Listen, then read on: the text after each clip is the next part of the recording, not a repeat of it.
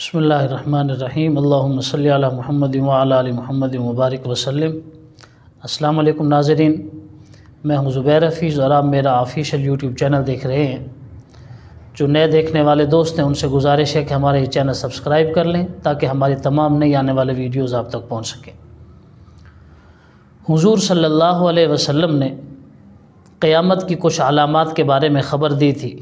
کچھ علامات علامات صغریٰ کہلاتی ہیں اور کچھ علامات علامات کبریٰ کہلاتی ہیں۔ علامات صغریٰ تو حضور صلی اللہ علیہ وسلم کی آمد کے ساتھ ہی شروع ہو گئی تھی، جیسا کہ حدیث شریف میں آتا ہے، آپ علیہ الصلوۃ والسلام نے فرمایا آنا والساعۃ کہاتین، جیسے یہ دو انگلیاں ہیں میں اور قیامت بھی اسی طرح آئے ہیں، یعنی میں آ گیا ہوں اب پھر قیامت بھی آ جائے گی۔ اور کچھ علامات کبریٰ کہلاتی ہیں، وہ تقریباً 10 علامات ہیں، علامات عشرہ یا علامات کبریٰ کہلاتی ہیں۔ سیدنا عیسیٰ علیہ السلام کی تشریف آوری، حضرت مہدی کا آنا، خروج یاجوج ماجوج، دجال، دابۃ الارض، تو وہ انشاءاللہ ایک سیریز کے تحت ان سب چیزوں کو بیان کریں گے۔ تو علامات صغریٰ ایسی علامات ہیں کہ جو ہمارے آج کے دور میں بڑی کثرت کے ساتھ وقوع پذیر ہو رہی ہیں، قدم قدم پر ان سے واسطہ پڑتا ہے۔ جب ہم احادیث پیغمبر صلی اللہ علیہ وسلم کا مطالعہ کرتے ہیں، حضور صلی اللہ علیہ وسلم کے فرامین دیکھتے ہیں اور پھر اپنے موجودہ دور کے حالات پڑھتے ہیں، موجودہ دور کے حالات کا معائنہ مطالعہ کرتے ہیں، تو قدم قدم پر یوں محسوس ہوتا ہے کہ یہ تو وہی بات ہے جس کے بارے میں آقائے نامدار حضور پرنور صلی اللہ علیہ وسلم نے ہمیں 1450 سال پہلے ہی بتلا دیا تھا۔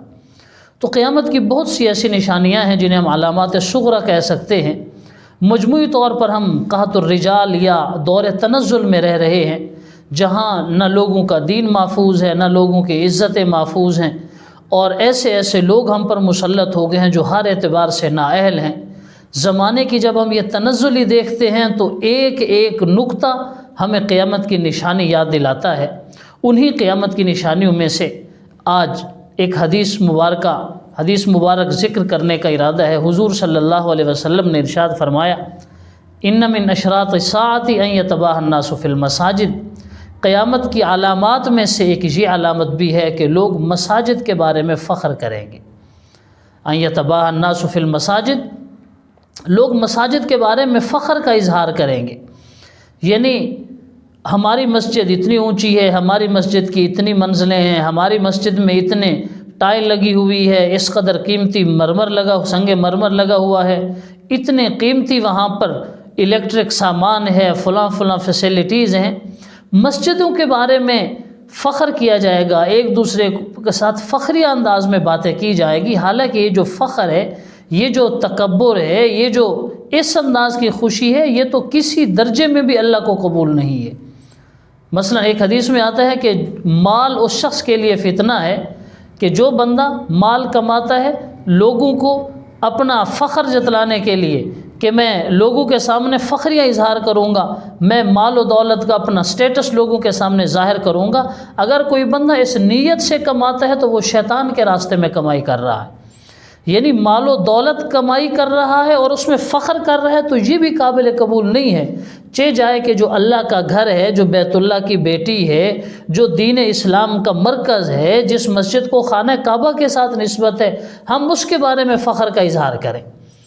تو مسجدوں کے بارے میں فخر کا اظہار نہیں کرنا چاہیے، اور نہ ہی اس میں کوئی مقابلے بازی ہونی چاہیے۔ ہم دیکھتے ہیں لوگ ایک جگہ سے دوسری جگہ مسجدوں کو دیکھنے کے لیے سفر کرتے ہیں کہ فلاں مسجد بہت خوبصورت بنی ہوئی ہے، پھر آپس میں باہم مقابلہ بازی چلتی ہے، جی فلاں علاقے کی جو مسجد ہے وہ فلاں دور کی یادگار ہے، فلاں علاقے کی جو مسجد ہے اس کا ڈیزائن وہ فلاں بڑی مشہور مسجد کے ساتھ ملتا جلتا ہے۔ مسجدوں کے بارے میں فخر کرنا یہ اللہ کو ناپسند ہے، اور حضور صلی اللہ علیہ وسلم نے اس کو قیامت کی علامات میں سے گنا ہے۔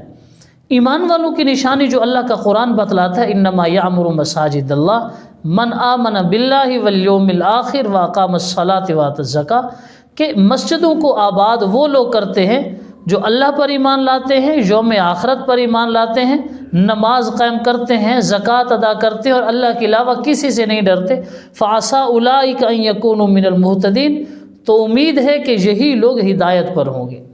یعنی مسجدوں کو آباد کرنے والے لوگوں کے اندر تو یہ صفات ہونی چاہیے چہ جائے کہ لوگ بظاہر مسجدوں کے متولی بھی ہیں، مسجدوں کے خادم بھی ہیں، مساجد کے سرپرست بھی ہیں، اور پھر بھی ان کا مطمع نظر یہی ہے، ان کی فقط دوڑ دھوپ یہی تک ہے کہ جی ہماری مسجد علاقے کی مساجد میں سب سے بڑی مسجد شمار ہو، ہماری مسجد فلاں مسلک کی مسجد سے بڑی مسجد شمار ہو۔ مسجدوں کا کچا ہونا، مسجدوں کا پختہ ہونا، مسجد کا بڑا ہونا، مسجد کا چھوٹا ہونا، یہ کوئی قابل فخر چیز نہیں ہے۔ قابل فخر چیز یہ ہے کہ مسجد میں نبوی اعمال کتنے ہو رہے ہیں۔ کیا ہم مسجد میں بیٹھ کر اس محنت کے بارے میں سوچ رہے ہیں جو اللہ کے رسول محنت کیا کرتے تھے؟ ایک دور تھا مسجد نبوی مسلمانوں کا وہ اتنا بڑا مرکز تھا جس سے کفار